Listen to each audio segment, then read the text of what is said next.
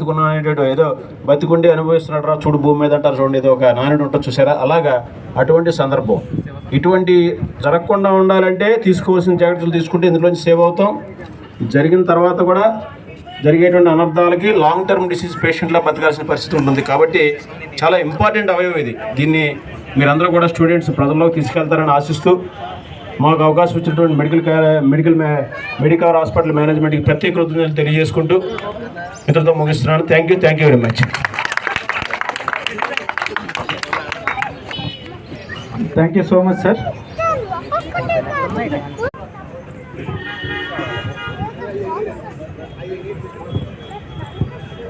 Serum creatinine అనేది kidney health గురించి సంబంధించిన మెయిన్ టెస్ట్ అండి. కిడ్నీ ఫంక్షన్ టెస్ట్ అంటాము.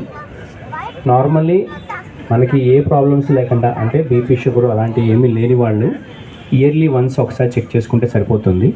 బట్ నార్మల్ వాల్యూ వచ్చేటప్పటికి 0.9 నుంచి 1.2 వరకు నార్మల్ కింద కన్సిడర్ చేస్తాము. బట్ 1.2 నుంచి 1.3, 1.4కి పెరగాలి అంటేనే కనీసం 50 to 70% కిడ్నీస్ డ్యామేజ్ అయితేనే కానీ క్రియాటిన్ అనేది పెరగదన్నమాట. సో అదొక చిన్న డ్రాబ్యాక్ ఉంది క్రియాటినిన్కి. బట్ అందుకే మనం సీరియల్ టెస్ట్ చేస్తూ ఉంటాము. సార్ అడిగినట్టుగా చెప్పాలి అంటే ఆల్రెడీ బీపీ షుగర్ ఉన్న వాళ్ళైతే కనీసం అంటే అప్పటిదాకా కిడ్నీ ప్రాబ్లం లేని వాళ్ళు అయితే కనీసం 6 monthsకి అలా చెక్ చేసుకుంటూ ఉండాలి. ఆల్రెడీ కిడ్నీ ప్రాబ్లం స్టార్ట్ అయిన వాళ్ళు ఎవరైనా ఉంటే అది స్టేజెస్ బట్టి ఎవ్రీ 3 months కానీ అది ఎవ్రీ 1 month కానీ చెక్ చేసుకుంటూ ఉండాలి సార్. సార్ రిగార్డింగ్ పిఎస్ఏ, మగవాళ్ళ అందరిలోనే ప్రాస్టేట్ అనే గ్రంథి ఉంటుంది. అది ఏంటంటే కరెక్ట్గా యూరిన్ తర్వాత యూరిన్ బయటకు వచ్చే మార్గంలోని మామూలుగా ప్రాస్టేట్కి మనం చూసుకునే వాల్యూస్ 0 to 4 అని చెప్తాం అనమాట. 4 nanograms/ml. ఇది ఒకవేళ 4 కన్నా తక్కువ ఉందనుకోండి ఏం ప్రాబ్లం లేదని చెప్తాం.